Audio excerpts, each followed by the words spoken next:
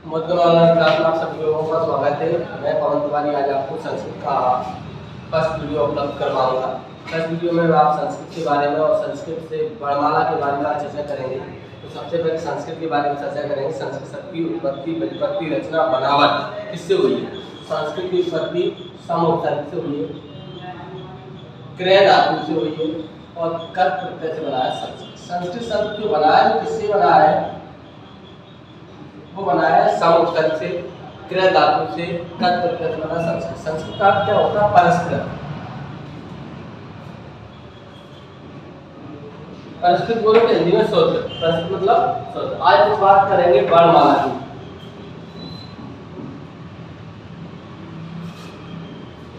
किसके बारे में चर्चा करेंगे? वर्णमाला। वर्णमाला किसे कहते हैं, वर्ण किसे कहते हैं, सबके कोई बात करते हैं। तो सबसे पहले वर्णमाला के बारे में बात करेंगे। तो वर्णों की माला को वर्णमाला कहते हैं।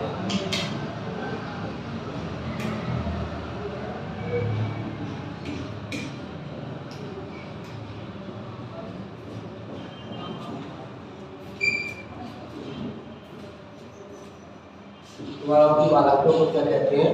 वर्णमाला कहते हैं। अब बात की वर्ण किसे कहते हैं? तो मैं इस समय जो बोल रहा हूँ क्या है? ध्वनि। और ध्वनि के लिखित रूप को कहते हैं वर्ण। ध्वनि के लिखित रूप को क्या कहते हैं? वर्ण। लिख सकते हैं ध्वनि के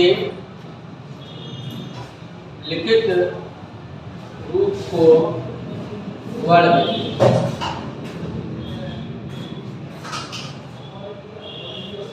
वर्णमाला किसे कहते हैं? वर्णों की माला को वर्णमाला कहते हैं। वर्ण किसे कहते हैं? ध्वनि के लिखित रूप को वर्ण कहते हैं।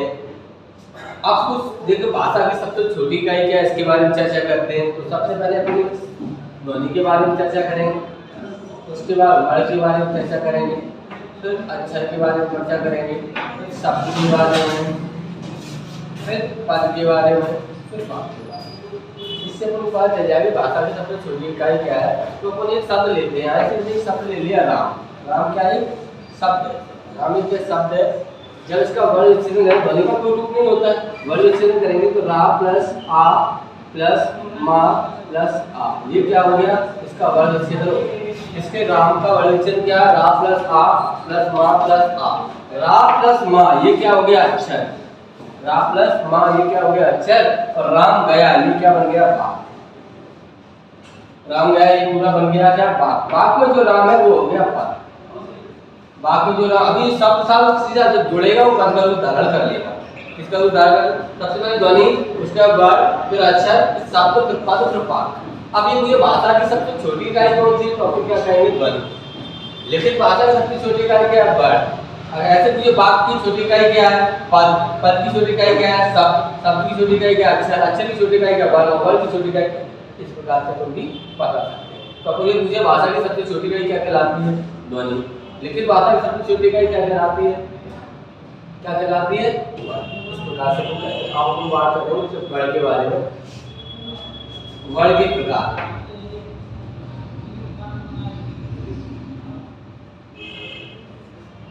वर्ण के दो प्रकार होते हैं। कितने प्रकार होते हैं? स्वर और व्यंजन। स्वर और व्यंजन। स्वर की संख्या संस्कृत में मांगी 13 और व्यंजन की होती है 33। अब बात करते हैं स्वर कहते कैसे हैं? स्वतंत्र रूप से उच्चित होने वाले वर्ण, रूप से उच्चरित होने वाले वर्ण स्वर वर्ण कहलाते हैं।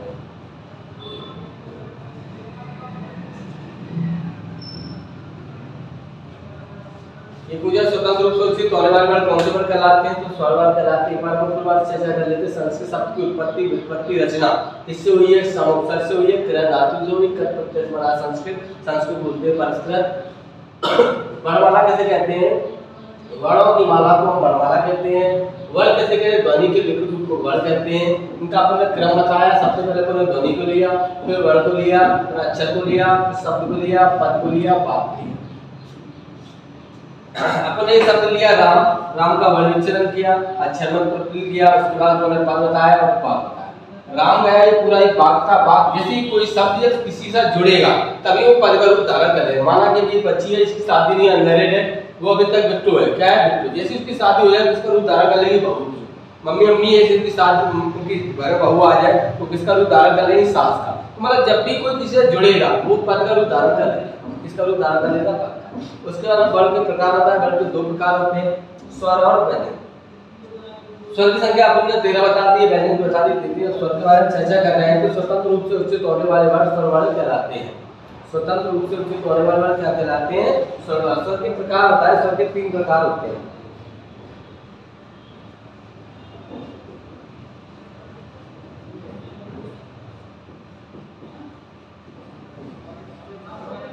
स्वर के कितने प्रकार होते हैं? 3। नंबर 1 ह्रस्व स्वर, दूसरा होता है दीर्घ स्वर, तीसरा होता है प्लुत स्वर।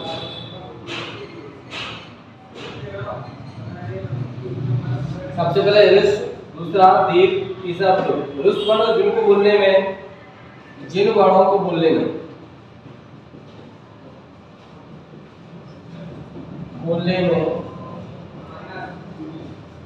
एक मात्रा का समय लगता है,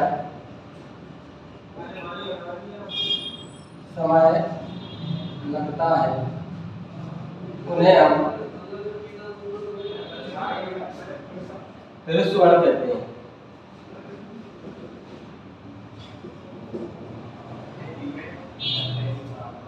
क्या कहते हैं? इनकी संख्या कितनी होती है?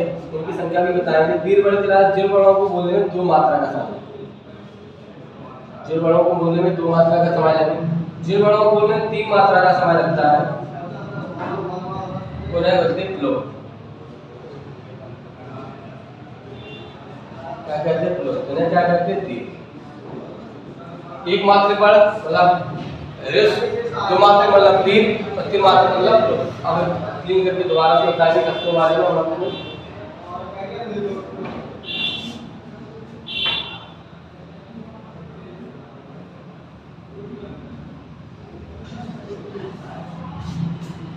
हमारे ह्रस्व वर्ण के बारे में देखते हैं।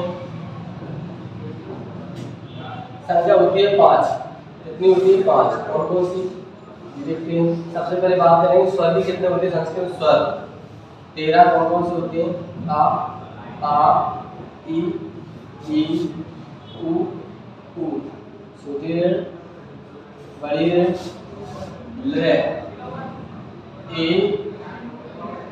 आई, उ, औ। 1 2 3 4 5 6 7 8 9 10 11 12 13 कितने होते हैं? 13। सर कितने थे आपको मैं बताया था? 13। ये मैंने 13 लिख दिए। अब बात करते हैं ह्रस्व वर्ण। जिन वर्णों को बोलने में एक मात्रा का वर्ण समय लगता है उन्हें क्या कहते हैं? ह्रस्व कहते हैं। इनकी संख्या कितनी होती है? 5। कौन कौन से? इसमें निकालो छोटे छोटे 5 मैंने निकाला। ई, उ, ऋ और ल। ये कितने होते हैं? 5। ह्रस्व वर्णों की संख्या कितनी होती है? 5। इनको बोलने में कितनी मात्रा का समय लगता है? 1 मात्रा का समय लगता है। अब बात करते हैं दीर्घ के बारे में। दीर्घ स्वर इनकी संख्या होती है 8। इनको बोलने में 2 मात्रा का समय लगता है। कितनी मात्रा का समय लगता है? 2 मात्रा। दीर्घ वर्ण कौन कौन से होते हैं? ये देख लो। आ, ई, उ, इसी बड़ी, ए, आई, ओ, औ। 1 2 3 4 5 6 7 8 कितने होते हैं? 8। 8 और 5 कितने होते हैं? 13। स्वर कितने बताए थे हमने? 13। 8 ये और 5 ये कितने हुए? 13। अब बात करते हैं प्लुत स्वर के बारे में। प्लुत की संख्या निर्धारित नहीं होती है। जैसे प्लुत की संख्या निर्धारित होती है, जैसे अपन ने ले लिया ओ। इनको बोलने में कितनी मात्रा का समय लगता है? 3 मात्रा। माना कि अपन उच्चारण करके देखें, बोलो अ कम समय लगा, आ दीर्घ अधिक समय लगा, ओ इससे अधिक लगा। 1 मात्रा समय लगेगा वो ह्रस्व हो जाएगा। 2 मात्रा का समय लगता है तो दीर्घ हो जाएगा। 3 मात्रा का समय लगता है उसे प्लुत स्वर कहते हैं। ठीक है। स्वर के कितने प्रकार बताए थे? 3, ह्रस्व, दीर्घ और प्लुत। अब 1 मात्रा वर्ण का तो अपन ह्रस्व, 2 मात्रा बड़ा का दीर्घ, 3 मात्रा बड़ा का प्लुत। जैसे अपन अभी यूज भी करते हैं, गांव में कहते हैं, जैसे बच्चे किसी को कर इतनी चिल्ला के बोलते हैं तो वो सब प्लुत में आते हैं। और बड़ी बात है। अब बात है चौथा, ये संयुक्त स्वर। संयुक्त स्वरों की संख्या की कितनी होती है? 4। संयुक्त वाला मिलेगा किसी सहयोग से, जो स्वरों के सहयोग से मिलकर बनते हैं उन्हें क्या संयुक्त स्वर कहते हैं। जैसे कि ए, आई, ओ, औ, ये 4 संयुक्त स्वर होते हैं। कौन कौन से? ए, आई, ओ, औ, 4 संयुक्त स्वर होते हैं। इनके बारे में चर्चा कर लेते हैं।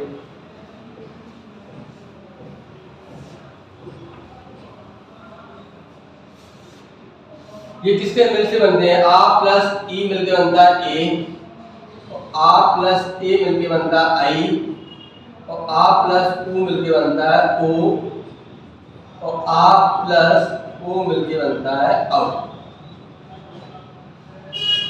क्या बनता है? ये अपने स्वर के बारे में चर्चा की। अब ऐसा कई क्वेश्चन आ जाए कि स्वर के कितने प्रकार होते हैं। ऑप्शन उसमें आपको 2 भी दे दिए हो, 3 भी दे दिए हो, 4 भी दे दिए हो, 5 भी दे। ऐसी कंडीशन पर क्या करेंगे? स्वर के कितने प्रकार होते हैं? तो एग्जैक्टली 100% होंगे 3 प्रकार होते हैं। जिस समय ये 3 आपको ऑप्शन में न दिए जाए तो ऑप्शन लगाएंगे 4।